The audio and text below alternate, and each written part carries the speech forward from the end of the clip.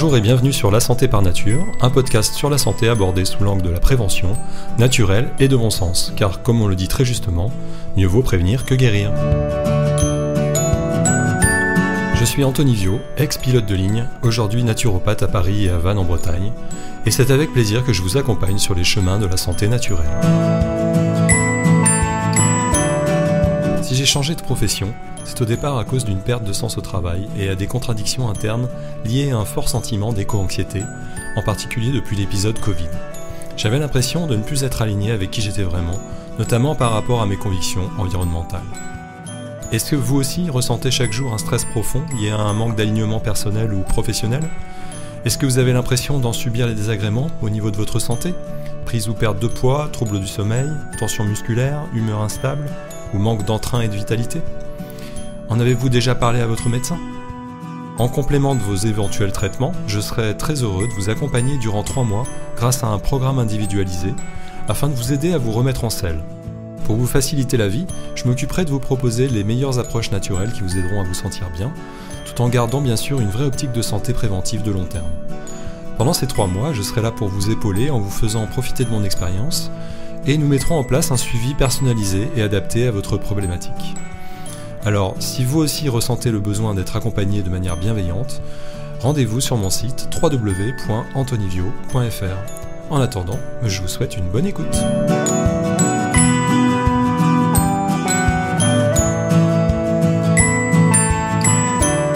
Si je vous dis « Où trouver du calcium dans l'alimentation ?»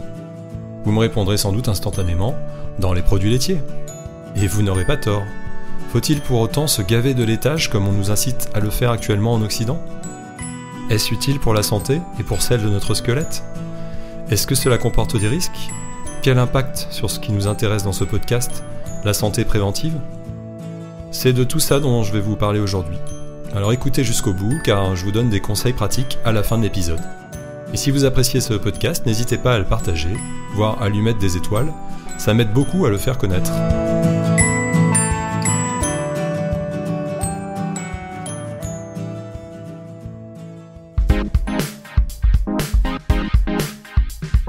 Le lait de vache, l'aliment parfait pour les humains, de la naissance au 3e âge. Riche en protéines, en calcium, en vitamine B12, il convient aussi bien aux omnivores qu'aux végétariennes et végétariens, et se décline sous tellement de formes qu'il est très facile de s'en procurer. Alors, pourquoi s'en priver ? Oula, désolé, je me suis un peu emballé. Bon, pour y voir plus clair sur ce sujet onctueux, je vous propose d'essayer ensemble de prendre un peu de recul sur ce tableau peut-être un poil trop idyllique pour être vrai. Commençons par parler du sujet du calcium et du renforcement de notre squelette. Avant toute chose, je dois vous dire que pour écrire cet épisode, je me suis appuyé notamment sur l'édition de 2008 du livre « Lait, mensonges et propagande » du journaliste et écrivain scientifique Thierry Soucard, ainsi que sur d'autres lectures et sur ce qui m'a été enseigné pendant mes études de naturopathie. Je vous encourage donc, si le sujet vous intéresse, à vous documenter vous aussi, à lire ce livre et les autres qui existent, et à vous faire votre propre opinion.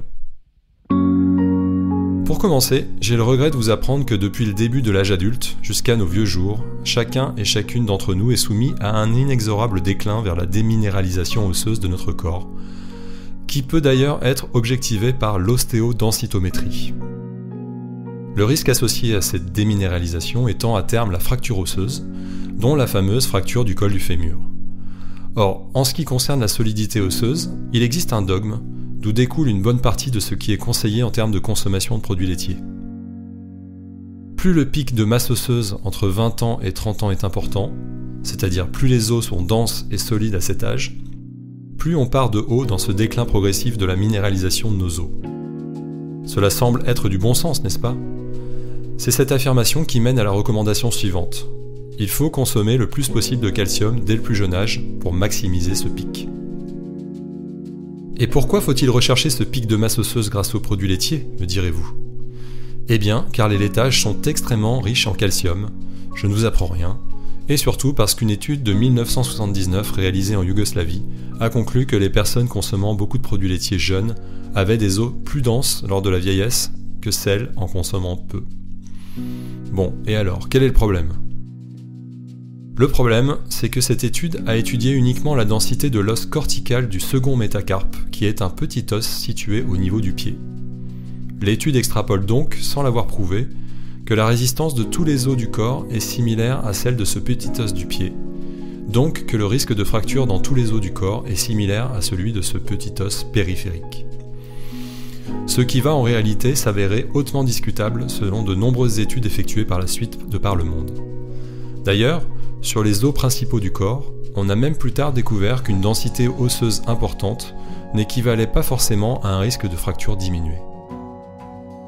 Sauf qu'entre-temps, le mal était fait, car l'industrie laitière s'était engouffrée dans la brèche et n'allait depuis lors cesser de mettre encore et encore en avant cette étude, afin de montrer l'importance du pic de masse osseuse au début de l'âge adulte, en consommant de grandes quantités de calcium pendant l'enfance et l'adolescence, afin de partir de plus haut dans la densité osseuse. Cette hypothèse aura beau être régulièrement démontée par la suite, rien n'y fera. L'idée que la consommation importante de calcium pendant nos jeunes années égale moins de fractures lors de la vieillesse s'est imposée. Or, quel est, selon cette industrie, le meilleur moyen d'obtenir quotidiennement de grandes doses de calcium dans l'alimentation ? Par les produits laitiers, bien sûr. Ce qui est techniquement correct. Les produits laitiers sont effectivement hyper riches en calcium. Sauf que ça n'est pas si simple que ça. Laissez-moi vous citer le livre de Thierry Soucard qui a enquêté en profondeur sur le sujet en s'appuyant sur les études scientifiques menées à travers le monde. Les fractures sont rares dans les populations qui consomment peu de laitage, comme en Asie, en Afrique noire ou en Amérique du Sud. C'est en Suède, Norvège, États-Unis, Allemagne, Irlande, Royaume-Uni, Finlande, Australie et Nouvelle-Zélande que l'on consomme le plus de lait par personne et par an. C'est aussi dans ces pays que le nombre annuel de fractures du col du fémur, pour un âge donné, est le plus élevé. Les Suédoises et Suédoises détiennent 2 records mondiaux, celui de la consommation de laitage et celui des fractures du col du fémur. Les Australiens, les Néo-Zélandais, les Américains avalent 3 fois plus de lait que les Japonais. L'incidence des fractures du col du fémur est dans ces pays 2,5 fois à 3 fois plus élevée qu'au Japon. En Chine continentale, où malgré l'offensive de l'agro-business laitier, on consomme encore très peu de lait, autour de 10 kg par personne et par an, la fréquence des fractures du col du fémur est l'une des plus faibles au monde, 5 à 6 fois plus basse qu'aux États-Unis, où chaque Américain avale plus de 250 kg de lait par an. Au Togo, l'ostéoporose est extrêmement rare. On y consomme annuellement moins de 10 kg de lait par personne. Au Cambodge, au Laos, au Libéria, en République démocratique du Congo, en Nouvelle-Guinée, la consommation annuelle de lait par personne ne dépasse pas 5 kg. L'ostéoporose y est considérée comme une non-épidémie. Pour résumer, ces études de population nous transmettent un message clair et simple.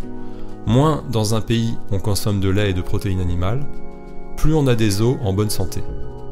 Au Nigeria, où l'on boit très peu de lait, le ratio entre protéines animales et protéines végétales est 10 fois plus faible que celui relevé en Allemagne. Et l'incidence de fracture du col du fémur y est plus basse de 99%. En 2002, l'Organisation mondiale de la santé a clairement identifié cette situation sous le nom de « paradoxe du calcium ». Beaucoup de gens, notamment des médecins, des diététiciens, sont gênés par ce paradoxe. Soit parce qu'ils ont des liens étroits avec l'industrie laitière, c'est la minorité, soit parce qu'en toute bonne foi ils ont cru pendant des années ce que leur racontait la publicité laitière et leur ministère de la Santé, et qu'ils ont logiquement conseillé à leurs patientes de boire plus de lait ou manger plus de yaourt. Fin de citation.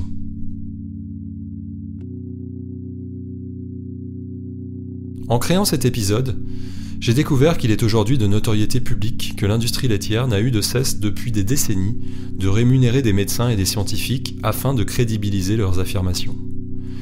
Et si les études les plus raisonnables parlent d'un besoin en calcium alimentaire tournant autour de 500 à 600 mg par jour, ces scientifiques sponsorisés par l'industrie laitière n'hésitent pas à affirmer que si nous n'avalons pas entre 1000 et 1500 mg de calcium par jour, en particulier pendant notre jeunesse, nos os vont tomber en lambeaux quand nous vieillirons, et que nous serons toutes et tous immanquablement atteints par l'ostéoporose et les fractures osseuses. Tout ça à cause d'une étude sur un petit os du pied, dont les résultats ont fait l'objet d'une extrapolation non démontrée. Et pourquoi sous forme de produits laitiers ? Eh bien, c'est simple, car ils nous le disent. C'est la manière la plus efficace de faire le plein de calcium. En effet, il est difficile d'atteindre ces doses très importantes recommandées en cœur par certains scientifiques en ne consommant que des fruits, des légumes, des noix et des amandes ou de l'eau riche en magnésium. Il faut 3 produits laitiers par jour pendant la jeunesse et 2 par jour à l'âge adulte. Ce sont les recommandations actuelles dans notre pays et c'est écrit noir sur blanc sur le site Manger Bouger de Santé publique France. Et si vous vous rendez sur le site de l'assurance maladie, amélie.fr, mise à jour au 2 février 2025, c'est même 3 à 4 produits laitiers par jour qui vous seront recommandés après l'âge de 55 ans. Et comme ils sont sympas, ils vous avertissent d'un risque d'erreur que vous pourriez être amené à commettre. Je cite : « Certains produits ressemblent à des laitages sans en être. Même s'ils sont issus du lait, le beurre et la crème sont des matières grasses et sont peu riches en calcium. » Fin de citation. Donc, les 3 à 4 produits laitiers dont il parle doivent être pris en plus du beurre ou de la crème que vous mangez peut-être habituellement. Ça fait pas un peu beaucoup de produits laitiers tout ça ?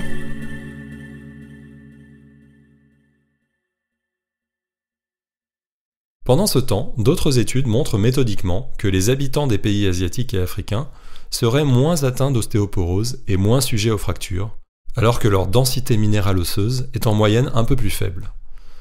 Et en Occident, on observerait le même paradoxe chez les végétariens.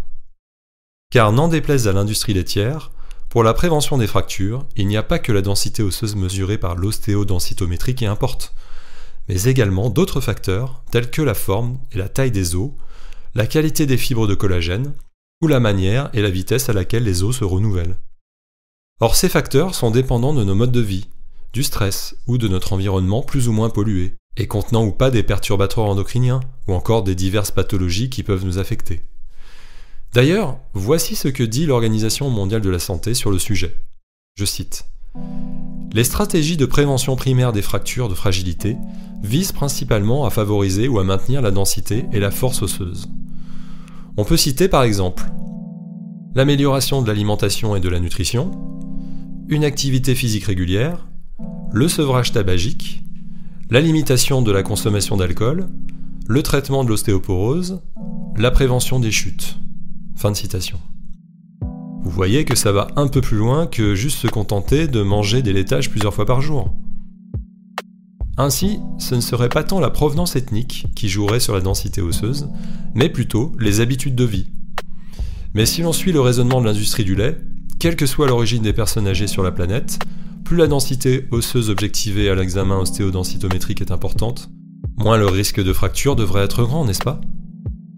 Or, vous l'avez compris, j'ai découvert en lisant le livre de Thierry Soucard, et de nombreuses études, que ce n'est pas ce que l'on observe, et que cela remet donc pas mal de choses en question. Cette mesure ostéodensitométrique ne semble donc pas forcément refléter le risque de fracture, sauf dans les cas d'ostéoporose avérée et de déminéralisation extrême bien sûr. En effet, les pays où les personnes ont des densités osseuses un peu plus faibles, tels que le Japon, auraient également moins de problèmes de fracture.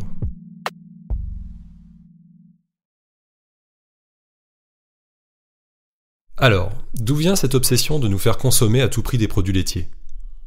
Déjà, nous avons tellement l'habitude d'en manger que peut-être faudrait-il rappeler qu'à l'instar des autres mammifères, l'être humain n'est physiologiquement programmé pour s'alimenter avec du lait que pendant les premières années de sa vie. C'est ce que nous avons fait pendant plusieurs millions d'années en tant que chasseurs-cueilleurs, jusqu'à ce qu'un climat plus clément et plus stable ait permis notre sédentarisation, il y a environ 10 000 ans, voire même 6 000 ans seulement dans la région où se trouve la France, ce qui est peu à l'échelle de l'humanité.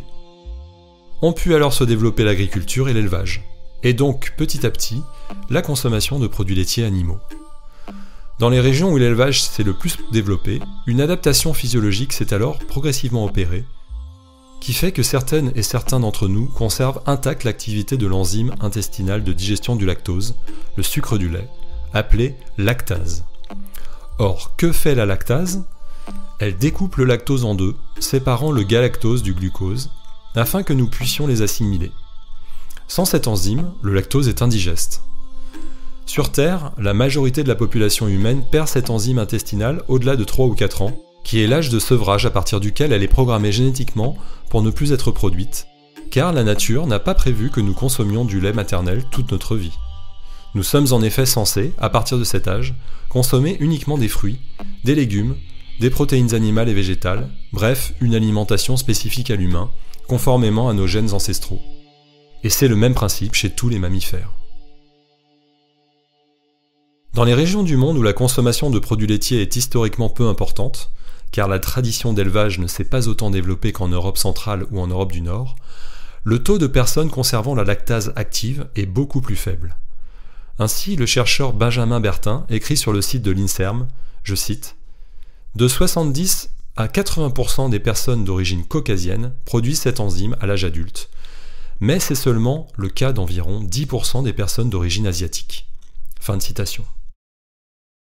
C'est ce qui fait que les populations asiatiques, mais également africaines, digèrent globalement mal le lait, malgré le fait que nos entreprises laitières occidentales, que je ne citerai pas, tentent en permanence d'imposer leurs produits laitiers là-bas, appâtés par la taille gigantesque des marchés. Cette répartition géographique est cependant très disparate. En France, on pense que jusqu'à 40% de la population adulte ne digérerait pas bien le lactose, en particulier au sud de la Loire. Ceci dit, au Pays Basque par exemple, environ 90% des adultes conserveraient l'enzyme active. De même, en Afrique, la moitié des habitants du Maroc conserveraient la lactase active à l'âge adulte, contre 10% des Somaliens et des Somaliennes. Alors, quel est le problème ? Eh bien, c'est que si vous mangez des produits laitiers contenant du lactose et que vous n'avez pas l'enzyme pour le digérer, vous pourrez souffrir de maux de ventre et de flatulences car ce sont les bactéries de votre microbiote qui s'en nourriront à votre place et qui produiront des gaz de fermentation tels que l'hydrogène et le méthane. Vous serez peut-être même obligé de consulter un médecin à cause de diarrhée, de douleurs articulaires, d'affections ORL, d'eczéma ou de maux de tête, voire de vertiges. C'est ce qu'on appelle l'intolérance au lactose, qui est en réalité, si on y réfléchit bien, la norme chez les mammifères. On a juste mis un nom de pathologie sur quelque chose de naturel. Quels sont les produits laitiers contenant du lactose ? Eh bien, tous, sauf que dans certains, le taux de lactose est très faible, donc peut potentiellement ne pas poser de problème. Le beurre ou certains fromages, tels que le parmesan, l'emmental ou la feta, ou bien encore les fromages très affinés, puisque les bactéries qui s'y développent pendant la période d'affinage mangent le lactose pour se nourrir. Attention, on trouve malgré tout aujourd'hui du lactose dans de nombreux produits alimentaires industriels, tels que les charcuteries ou les gâteaux, ou même dans certains médicaments. De plus, certaines personnes tolèrent de consommer un peu de lactose, et les symptômes n'apparaîtront qu'à partir d'une certaine dose. En effet, parmi les nombreuses bactéries de notre microbiote intestinal, certaines, telles qu'Escherichia coli, sécrètent une enzyme nous permettant de digérer un peu le lactose. D'où l'intérêt d'avoir un microbiote riche et diversifié. Alors, la désactivation du gène codant pour la lactase est-elle une anomalie chez les personnes asiatiques ? Non, il semblerait plutôt qu'à l'échelle de la planète, nous, descendants des peuples des régions de l'Europe du Nord et du Caucase, soyons une sorte de singularité, puisque tous les mammifères voient l'activité de la lactase chuter après le sevrage, ainsi que les peuples n'ayant pas eu de tradition d'élevage importante. Alors oui, certes, nous nous sommes adaptés, très bien, mais nous allons voir que le fait de nous être adaptés aux produits laitiers, animaux, nous incite à en consommer en grande quantité, et que cela a peut-être un prix en termes de conséquences pour notre santé.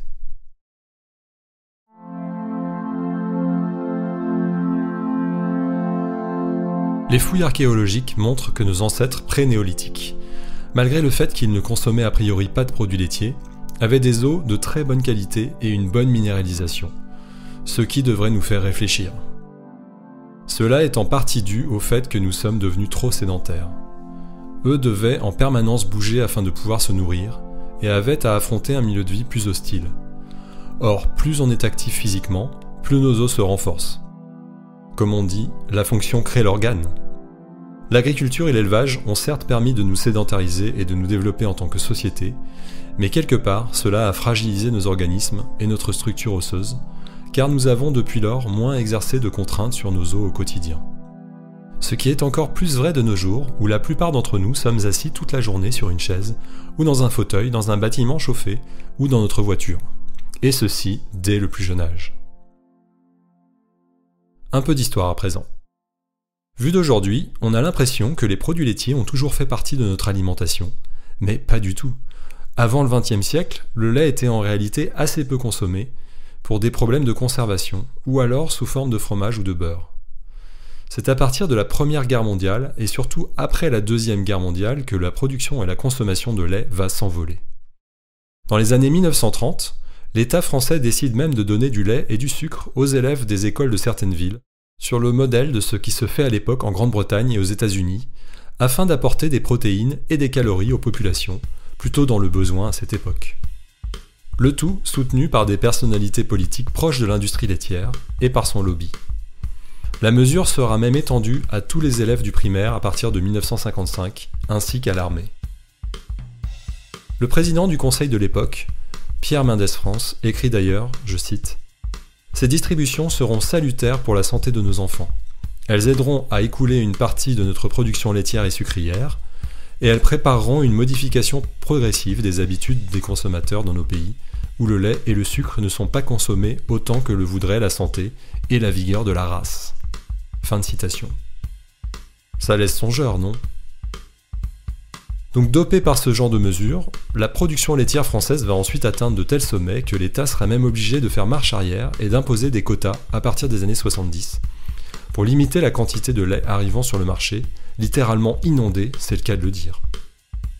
Ces quotas ont également été instaurés pour stabiliser les prix, car ceux-ci devenaient tellement bas à cause de la surproduction que les éleveurs n'arrivaient plus à vivre de leur exploitation. Tout ça pour dire que l'on comprend bien que l'État avait, et a toujours, tout intérêt à encourager la consommation intensive des produits laitiers, afin de remédier à la situation de surproduction dans laquelle il a malgré lui mis l'industrie laitière. Alors, dès le plus jeune âge, on nous incite depuis lors à avaler de grandes quantités de produits laitiers, issus majoritairement des vaches. Le site officiel du Programme national Nutrition Santé, le PNNS, qui définit la stratégie de santé de la population française, recommande aujourd'hui ainsi d'avoir quotidiennement une consommation, je cite, « suffisante mais limitée ». Qu'est-ce que ça signifie en clair ? Eh bien, c'est marqué noir sur blanc un peu plus bas. Pour les enfants, 3 produits laitiers par jour. Et qu'entendent-ils par produits laitiers ? Lait, fromage ou yaourt par exemple. Mais si les enfants n'aiment pas les produits laitiers, pas de problème, ils ont la solution. Je cite. Si vous n'aimez pas le goût des produits laitiers, intégrez-les directement dans vos préparations. Ajoutez par exemple du lait et un peu de fromage dans vos gratins de légumes, quiches ou soupes. Fin de citation. Et si vos enfants ne les digèrent pas, le PNNS ne vous laisse là encore pas tomber. Je cite. Essayez plutôt les yaourts ou le lait sans lactose. Pensez aussi à alterner avec les fromages ou avec des préparations comme le riz au lait ou la semoule au lait à la fleur d'oranger. Fin de citation. Le PNNS édite également des petits dépliants d'informations nutritionnelles. Récemment, j'en ai pris un dans la salle d'attente d'un laboratoire d'analyse médicale, et voilà ce qui y est écrit. Que faire si mes enfants n'aiment plus le lait ? Ajouter du fromage à leur plat préféré, emmental râpé, comté ou parmesan dans les gratins, les purées, les pâtes ou le riz. Ajouter des dés de fromage de chèvre ou de mozzarella dans les crudités. Préparer des desserts à base de laitage, fromage blanc à la compote ou au miel, yaourt nature avec un peu de crème de marron. Et les milkshakes aux fruits, vous avez essayé ? Il suffit de mixer ensemble du lait et des fruits. Une bonne idée pour les goûter.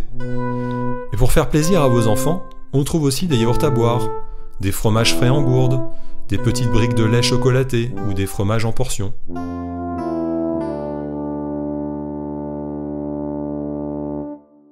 Pourquoi le PNNS veut-il que vos enfants consomment à tout prix du lait, des yaourts ou du fromage ? Oh, c'est simple, car, je cite, « Ils apportent du calcium et sont essentiels à la croissance et à la bonne minéralisation des os. » Oui, mais le problème, c'est que de nombreuses études non financées par l'industrie laitière semblent remettre en question ces allégations. Ainsi, des membres d'une association de médecins américains, le Physicians Committee for Responsible Medicine, concluait en 2005 dans une méta-analyse reprenant 58 études que, je cite, « À l'heure actuelle, les recommandations nutritionnelles qui visent à augmenter la consommation de lait et d'autres laitages pour favoriser la minéralisation des os des enfants et des adolescents ne reposent pas sur des preuves scientifiques. » Fin de citation. Ces médecins dissidents toucheraient-ils des pots de vin du lobby des légumes verts et des amandes ? Et en termes de santé, quelle est la conséquence de consommer autant de produits laitiers ? Se pourrait-il qu'en suivant à la lettre les recommandations officielles, nous avalions trop de calcium ? Essayons d'y voir un peu plus clair et de donner une explication à ce paradoxe, qui semble montrer que plus les humains consomment de produits laitiers, plus ils fragilisent en réalité leurs os sur le long terme. En fait, il semble y avoir plusieurs raisons, qui peuvent même s'additionner. Première raison. Petit rappel, et sans doute le savez-vous déjà, mais nous absorbons le calcium alimentaire grâce à la forme active de la vitamine D. Or, il est déjà important de noter que si l'on est en carence ou en déficience de vitamine D, ou si la vitamine D est mal ou peu activée, par exemple à cause d'un problème au foie, ou pire au rein, puisque c'est là que la vitamine D est rendue active, eh bien vous vous doutez que vous pourrez manger tous les produits laitiers que vous voudrez, le calcium n'arrivera jamais jusqu'aux os. Et comme la vitamine D aide aussi les reins à réabsorber le calcium pour éviter d'en perdre trop dans les urines, une carence de vitamine D va également être néfaste à ce niveau-là. Or, il ressort de récentes études que nous sommes souvent en manque de cette vitamine. Par exemple, 40% des Européens seraient aujourd'hui déficients en vitamine D. En France, c'est 75% des adultes qui seraient déficients, plus 7% qui en seraient carencés, selon une étude publiée par Santé publique France. C'est-à-dire quasiment tout le monde. C'est donc peut-être par là qu'il faudrait commencer, non ? Mais aujourd'hui, le dosage de la vitamine D semble ne plus intéresser grand monde, puisqu'à part dans certains cas, il n'est même plus remboursé par l'assurance maladie. Deuxième raison, ce mécanisme de rétention du calcium au niveau des reins fait que même si l'on n'en mange pas de grande quantité, le corps va tout de même s'en satisfaire et va réutiliser le calcium s'apprêtant à fuir dans les urines. Mais à l'inverse, si l'on consomme trop de calcium, l'excès va être éliminé dans les urines, car sinon nous aurions des os gros comme ceux des vaches. Le problème, c'est que si l'on en avale trop pendant trop longtemps, ce mécanisme peut se détraquer, car nous ne sommes pas faits pour consommer autant de produits laitiers après le sevrage, et encore moins venant d'une autre espèce. Nous aurions alors malheureusement à cause de cela plus de mal à fixer le calcium lorsque nous vieillissons, alors que nous pensions bien faire. Troisième raison, consommer des laitages en grande quantité tout au long de sa vie aurait l'inconvénient de surstimuler le processus de renouvellement osseux, et de l'épuiser de manière précoce. Notamment du fait d'un facteur de croissance nommé IGF-1 qui stimule les ostéoblastes. Les ostéoblastes, ce sont les cellules spécialisées dans le renouvellement osseux. Et cet épuisement serait accéléré chez les femmes à partir de la ménopause. Ce qui est intéressant, c'est que ce phénomène aurait moins lieu avec le calcium issu des végétaux, d'où l'intérêt de ceux-ci. Quatrième raison, les produits laitiers sont acidifiants pour l'organisme. Qu'est-ce que cela signifie ? Eh bien, lorsque nous digérons les laitages, les nutriments qui les composent arrivent dans le sang et l'acidifient, ainsi que nos tissus. Or, notre corps va tout faire pour maintenir le pH sanguin dans une fourchette très fine, entre 7,35 et 7,45, c'est-à-dire très légèrement basique. Basique, c'est l'inverse d'acide. C'est pour cela qu'on parle d'équilibre acido-basique. Bref, un des mécanismes qu'utilise notre organisme pour maintenir le pH sanguin à l'intérieur de cette fourchette est de déstocker du bicarbonate de calcium et du citrate de calcium osseux pour l'amener dans le sang, afin de neutraliser l'acidité des nutriments acides des produits laitiers en se combinant à lui. Mais ce faisant, les os vont donc perdre leur calcium et se déminéraliser, donc se fragiliser. Vous voyez le paradoxe ? Vous consommez beaucoup de laitage pour renforcer vos os avec du calcium, mais vous vous acidifiez et vos os perdent du calcium. Absurde, non ? Et d'une manière plus générale, plus vous mangez de protéines, animales ou végétales, de céréales, de sel et de sucre, plus vous vous acidifiez, donc plus vous perdez votre calcium osseux. Je vous dirai tout à l'heure comment faire pour remédier à cela. De plus, trop d'acidité mène à un déficit de vitamine D active, qui est plutôt protectrice face au cancer, ce qui est une mauvaise nouvelle. C'est depuis que notre espèce est devenue sédentaire que nous avons commencé à nous acidifier, en mangeant des aliments tels que les laitages ou les céréales, et cette acidification du corps est une des causes importantes de l'ostéoporose. Vu sous cet angle, vous voyez que préserver son calcium osseux commence déjà par moins s'acidifier. Bon, mais en ce qui concerne les produits laitiers, il n'y a pas que les problèmes liés aux os.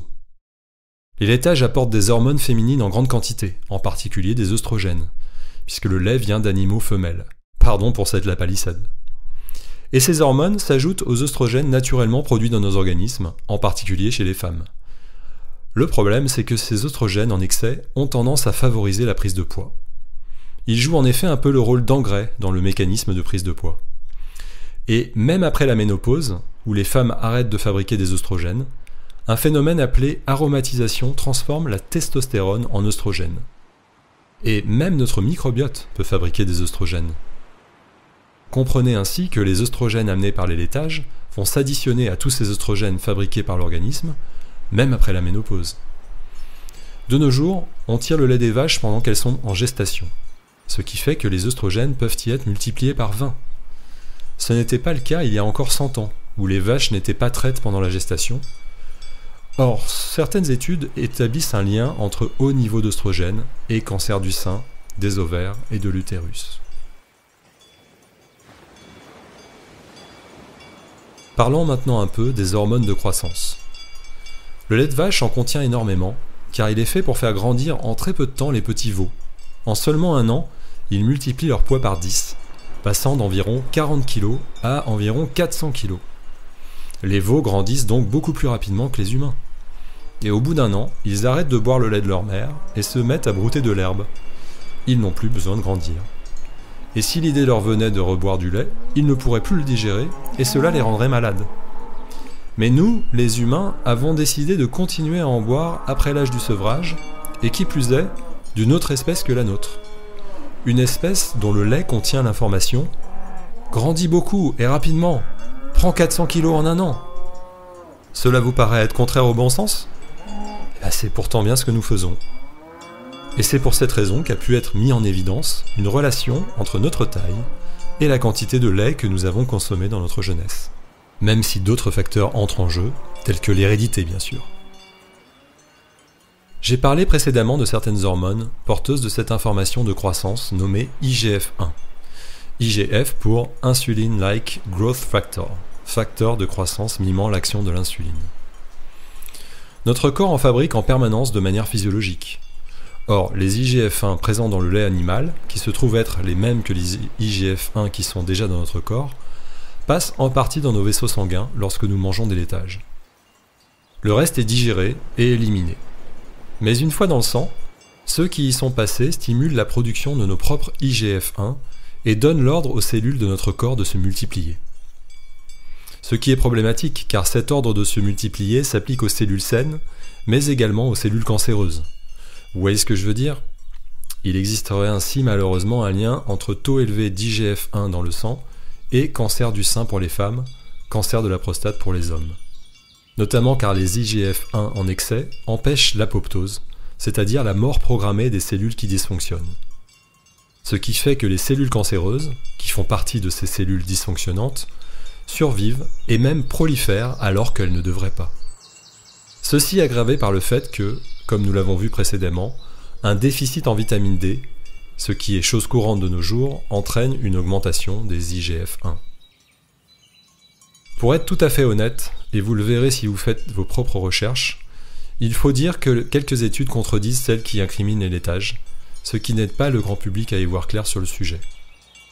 Ce sont bien sûr ces quelques études dont se servent les industriels laitiers et les États pour rassurer les populations et continuer à les encourager à consommer de grandes quantités de produits laitiers.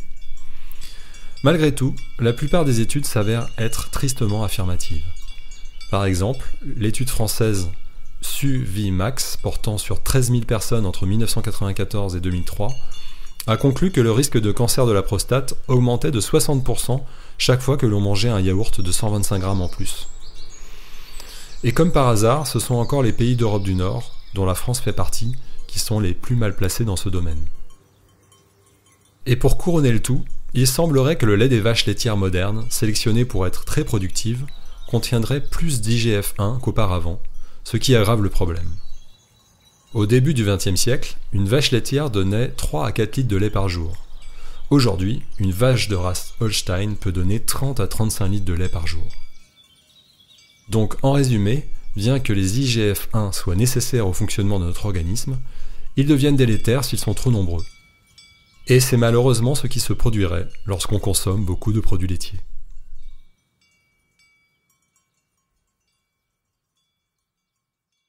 Autre problème, le lactosérum, ou petit lait. C'est du lactosérum qu'est issue la whey protéine utilisée par les personnes cherchant à prendre de la masse musculaire, car elle a un effet anabolisant. Le petit lait n'est plus présent dans les fromages et dans le beurre, mais est bel et bien là dans le lait et les yaourts. Dans les yaourts, c'est le liquide que l'on voit sur le dessus lorsqu'on les ouvre. Or, le petit lait a tendance à entraîner la sécrétion d'insuline dans notre corps. C'est pour cette raison que le taux d'insuline sanguin augmente lorsque vous buvez du lait ou mangez des yaourts. Or, un taux d'insuline fréquemment élevé peut fatalement entraîner une prise de poids. Dans le meilleur des cas, et dans le pire des cas, à la longue, une résistance des cellules à l'insuline, pouvant mener au diabète de type 2, voire à un épuisement du pancréas, organe de production de l'insuline. C'est là un des pièges du lait et des yaourts, qui ont un index glycémique bas, mais un index insulinique très élevé, de l'ordre de celui du pain blanc. Je ne vais pas aujourd'hui développer tous les problèmes de santé que peut engendrer une consommation quotidienne très importante de produits laitiers, mais en voici quand même pêle-mêle quelques-uns. Les laitages sous forme de lait et de yaourt sont riches en un certain type de protéine, la caséine. 87% des protéines du lait de vache sont de la caséine.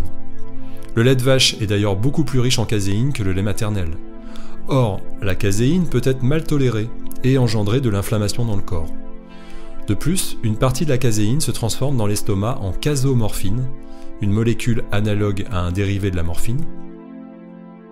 Or, en cas de mauvaise santé intestinale, ce qui est plus fréquent qu'on ne le pense, cette casomorphine va passer telle qu'elle dans le sang, se répandre dans l'organisme et va potentiellement entraîner des troubles divers, allant de simples troubles digestifs à des troubles psychologiques importants lorsqu'elle arrive dans le cerveau. Cela fait partie de ce que la médecin anglaise Natasha Campbell-McBride appelle le syndrome entéropsychologique, ou GAPS, qui pourrait expliquer certains troubles d'hyperactivité ou du spectre autistique. Lorsque les animaux produisant du lait sont nourris avec du soja, du maïs ou des céréales, c'est-à-dire la majorité des animaux élevés en conventionnel, leur lait sera naturellement plus riche en oméga 6, un type d'acide gras polyinsaturé qui est plutôt pro-inflammatoire. Les laitages sont également riches en acides gras saturés, dont l'organisme a certes besoin pour son fonctionnement, mais qui deviennent néfastes pour la santé cardiovasculaire lorsque pris en trop grande quantité. Et toujours concernant les produits laitiers issus des élevages en conventionnel, des résidus d'antibiotiques peuvent y être retrouvés, ainsi que des traces de pesticides liés aux aliments que l'on donne à manger aux bêtes. Tout ceci peut être néfaste pour la santé et contribue à entretenir un environnement pro-inflammatoire dans notre organisme, ainsi qu'un dérèglement de notre microbiote. Bon alors, une fois qu'on a dit tout ça, vous serez sans doute tenté de me dire « Oui, c'est bien joli tout ça, mais si l'on consomme moins de produits laitiers, ça va entraîner mécaniquement la disparition de fermes et laisser sur le carreau de nombreux éleveurs et éleveuses. » Et vous aurez raison, il me semble que cette situation est caractéristique du monde dans lequel nous vivons. Une poignée de personnes au sein de l'État et des entreprises ont pris des décisions très structurantes pour la vie de la population, sans se douter des conséquences de ces décisions sur le long terme. Et lorsqu'aujourd'hui on se rend compte que la situation est intenable, ces responsables alors ne sont plus aux commandes, voire ne sont même plus vivants. Et nous devons nous débrouiller avec ce qui a été mis en place il y a des années. Dans l'épisode 26 du podcast, le naturopathe Jean-Philippe Delamonica me disait que les Amérindiens réfléchissaient aux conséquences de leurs actes sur 7 générations. Cela montre le décalage par rapport à ce que nous faisons aujourd'hui. Bon, et je ne parle pas des conditions de vie des animaux, des élevages en batterie, ou de tous ces sujets, mais il y aurait beaucoup à dire. Tout ça pour que nous, humains, nous gavions de produits laitiers 3 fois par jour. Je ne prétends pas avoir de solution miracle, bien sûr, et je me place uniquement du point de vue d'un naturopathe et citoyen portant un regard sur la santé collective. J'essaie simplement d'observer dans nos habitudes de vie ce qui est adapté à la physiologie humaine et ce qui ne l'est pas. Idéalement, nos emplois devraient en quelque sorte n'être, selon moi, qu'une conséquence de nos besoins. Sur Terre, il existe malheureusement de nombreuses activités créatrices d'emplois qui s'avèrent être toxiques pour l'humanité, voire immorales. Je pense à l'industrie de l'armement par exemple. Alors avec les produits laitiers, nous ne sommes bien sûr pas dans le même registre. Mais je pense qu'un jour, il faudra peut-être avoir l'audace de se poser les questions que nous refusons aujourd'hui de nous poser. Le système qui avait du sens à une époque en a-t-il toujours aujourd'hui ? En tout cas, sous cette forme ? Je serais bien sûr curieux et ravi d'avoir votre point de vue sur tout ça, alors n'hésitez pas à m'écrire pour me partager vos sentiments. Ce qui me paraît important, c'est de comprendre ce qui se passe dans notre organisme lorsqu'on mange tel ou tel produit, afin de pouvoir faire nos choix en conscience. C'est aussi le but que je me suis fixé en devenant naturopathe et en créant ce podcast. Vous aider dans cette démarche. J'espère y arriver un peu.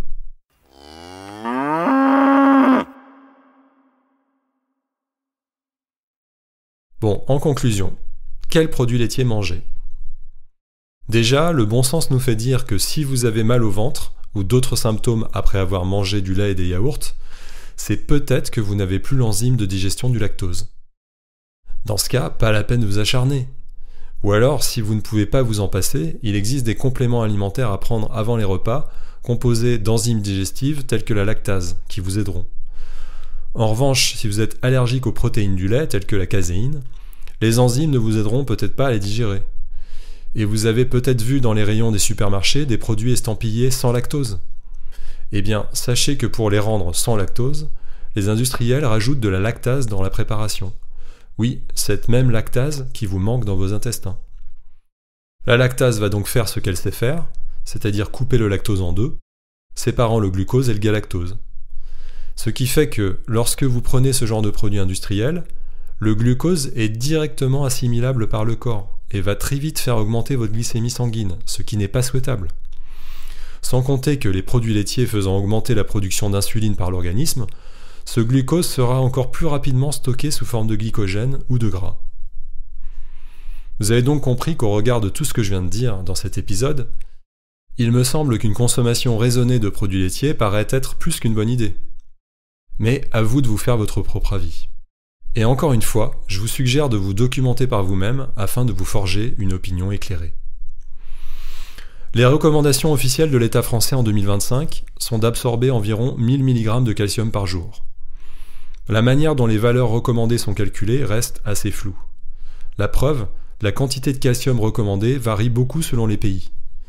En Grande-Bretagne et au Japon par exemple, les services de santé recommandent aux adultes de ne consommer que 700 mg de calcium par jour. En lisant des résumés d'études scientifiques sur le sujet, dont je mets les références en descriptif de l'épisode, j'ai même découvert que les recommandations pouvaient aller de seulement 175 mg par jour au Népal à jusqu'à 1200 mg par jour en Islande. Et que globalement, en Asie et en Afrique du Sud, les quantités recommandées tournent autour de 500 mg par jour, contre 1000 mg par jour en Europe du Nord. Vous voyez que ça fait des gros écarts. Pour relativiser tout ça, je cite à nouveau Thierry Soucard. Pendant 7 millions d'années, et jusqu'à aujourd'hui pour la majorité des habitants de la planète, l'homme n'a pas consommé de laitage sans jamais manquer de calcium. Fin de citation.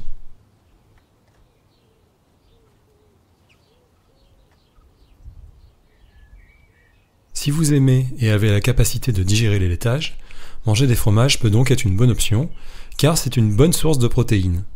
Plutôt de chèvres et de brebis, puisque ce sont de petits animaux dont le lait contient donc beaucoup moins d'hormones de croissance, et plutôt affiné si vous souhaitez réduire la quantité de lactose. Et bien sûr, pourquoi pas un fromage de vache plus occasionnellement pour le plaisir, affiné si possible afin de diminuer sa teneur en lactose, et pour bénéficier d'un apport en bonnes bactéries. Le kéfir de chèvre ou de brebis me semble également être intéressant pour son apport en bactéries probiotiques bénéfiques pour la santé. Et prenez-les bio et locaux si vous le pouvez. Les animaux auront été alors nourris avec des aliments biologiques, auront eu accès au plein air, n'auront reçu que très peu voire pas de médicaments ou d'antibiotiques, ni d'hormones de croissance, le tout dans un esprit de respect des bêtes et de la biodiversité, donc dans une vision de long terme, de durabilité et de santé planétaire. Attention aux quantités cependant, car les fromages sont en général très riches en sel. Le beurre peut également être intéressant, car il contient de la vitamine A et du bêta-carotène. J'aurais tendance à vous recommander de ne pas le cuire, afin d'éviter que certains de ces composés ne soient rendus toxiques par la chaleur, de le manger en petite quantité, et de choisir du beurre fermier, au lait cru, et de qualité. Dans ces conditions, le beurre apporte des enzymes aidant à la digestion, de l'acide butyrique, intéressant pour les intestins, et des bactéries bénéfiques pour notre microbiote. Et un conseil. Pensez à l'équilibre acido-basique. J'ai expliqué que les produits laitiers étaient acidifiants pour le corps, donc déminéralisants, car ils contiennent du chlore et du phosphore, et que trop d'acidité entraîne une dilapidation de notre calcium osseux. Afin de respecter cet équilibre, vous pouvez par exemple manger en même temps de la salade ou des légumes, plutôt que du pain, comme on en a l'habitude, afin de compenser cette acidité, puisque je rappelle que le pain, en tant que céréale, est acidifiant. Et bien sûr, partant de ce constat, en termes d'acidification de l'organisme, je vous déconseille le petit déjeuner, céréales plus lait, vous avez compris pourquoi. En fait, d'une manière générale, essayez de manger beaucoup de végétaux pendant vos repas. Donc, lorsqu'on revient au fonctionnement physiologique du corps humain, et à cette notion d'équilibre acido-basique dont vous n'aviez peut-être jamais entendu parler, et je vais vous faire une confidence, moi non plus avant de faire mes études de naturopathie, eh bien on se rend compte que plus on respecte cet équilibre à chacun de nos repas, mais également en s'oxygénant bien et en allant fréquemment dans la nature, moins on perdra le calcium de notre squelette. C'est comme ça que notre corps est prévu de fonctionner. Donc, avant de se gaver de produits laitiers ou de prendre des compléments alimentaires de calcium, commençons par arrêter de perdre bêtement notre calcium. Et oui, car si l'on mange beaucoup de protéines, de céréales, de produits laitiers, de sucre et de sel, et très peu de fruits, de légumes, de salades, d'herbes aromatiques ou d'algues, on va s'acidifier. Et là, il faudra peut-être effectivement un régime très riche en calcium pour compenser. D'ailleurs, pas de panique, j'enregistrerai prochainement un épisode spécial sur l'équilibre acido-basique, tellement il est important à mes yeux dans le cadre de l'entretien de la santé. Si vous avez peur de manquer de calcium car vous ne consommez pas ou peu de produits laitiers, voici quelques aliments qui en contiennent des quantités intéressantes. Les sardines, avec les arêtes car ce sont elles qui sont riches en calcium, les poireaux, le basilic, les herbes de Provence séchées, les graines de sésame, de chia, de lin ou de tournesol, le tofu, le saumon sauvage, les algues, les œufs, les crevettes, les coquilles Saint-Jacques, les anchois, les huîtres, la salade et les légumes verts à feuilles, notamment le kale, les céréales complètes, les légumineuses, les fruits à coque tels que les amandes ou les noisettes, les figues séchées. Il existe également des produits enrichis en calcium et des eaux minérales qui en contiennent. Sachez que seulement 10 à 40% du calcium contenu dans les aliments est assimilé. Pour ce qui est des produits laitiers, on est autour de 30%. A noter que les crucifères, choux, brocolis, etc. voient leur calcium particulièrement bien assimilé par l'organisme et on peut monter à des taux de 40 à 60%. Si vous lisez le livre de Thierry Soucard, vous découvrirez par exemple que 2 sardines en boîte ou 0,7 portions de choux chinois équivalent à un verre de lait en termes de calcium absorbé. Concernant les légumes verts, je cite ici Léon Guégan, directeur de recherche honoraire à l'INRA, dans un bulletin du CERIN, le département santé de l'interprofession des produits laitiers, qui reconnaît que, je cite, « Tous les légumes verts pauvres en acide oxalique apportent du calcium aussi absorbable, voire un peu plus, que le calcium du lait. C'est particulièrement le cas des brasicacées, choux, choux chinois, brocolis, cressons, roquettes. » Fin de citation. Attention donc aussi aux aliments riches en acide oxalique. Ceux où l'on en trouve le plus sont les épinards, l'oseille, le chocolat noir, la rhubarbe, la betterave, la patate douce, les amandes ou les noix de cajou. L'acide oxalique rend quasiment inabsorbable le calcium présent dans l'aliment lui-même ainsi que dans les aliments consommés en même repas, car il se combine à lui dans l'intestin grêle pour donner l'oxalate de calcium, qui sera éliminé ou qui pourra s'accumuler au niveau des reins pour donner des calculs. Par exemple, les épinards crus contiennent une quantité intéressante de calcium, mais malheureusement seulement 5% en sera absorbé à cause de l'acide oxalique présent dedans. Dans une optique de faire le plein de calcium, ce type de légumes ne sera donc que peu intéressant. Ceci dit, les oxalates étant solubles dans l'eau, leur teneur peut être réduite par le blanchiment, l'ébullition ou la cuisson à la vapeur, ou bien en les laissant tremper pendant plusieurs heures dans l'eau. Attention également aux phytates présents sur les graines, céréales complètes et légumineuses qui empêchent aussi l'absorption du calcium. Pour éviter cela, il est également recommandé de les tremper plusieurs heures dans l'eau avant de les consommer ou de les faire cuire. La germination ou la fermentation sont aussi des techniques qui fonctionnent. Sachez également que le vinaigre de cidre augmente l'absorption du calcium alimentaire dans les intestins. Et concernant la vitamine D, indispensable pour une bonne absorption intestinale du calcium, un bon moyen de ne pas être déficient est d'aller régulièrement au soleil lorsque celui-ci est suffisamment haut dans le ciel. Mais lorsqu'on avance en âge, ou l'hiver, une supplémentation peut s'avérer nécessaire, à confirmer avec votre médecin traitant bien sûr. Et enfin, dernier conseil, Pour avoir des os solides le plus longtemps possible, bougez. Reproduisez un peu le style de vie de nos ancêtres chasseurs-cueilleurs en faisant régulièrement de l'exercice physique, créant des chocs pour votre squelette, tels que la marche rapide ou la course à pied, en créant de la contrainte sur vos os en allant au supermarché à pied ou en vélo, et en portant vos courses si vous le pouvez, en portant un sac à dos lorsque vous vous baladez, en montant les escaliers à pied, ou en jardinant. Ils vous remercieront, même si vous ne consommez que peu de produits laitiers.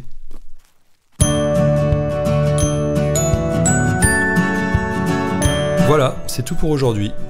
Merci beaucoup d'avoir pris le temps d'écouter ce long épisode, et bravo si vous êtes allé jusqu'au bout.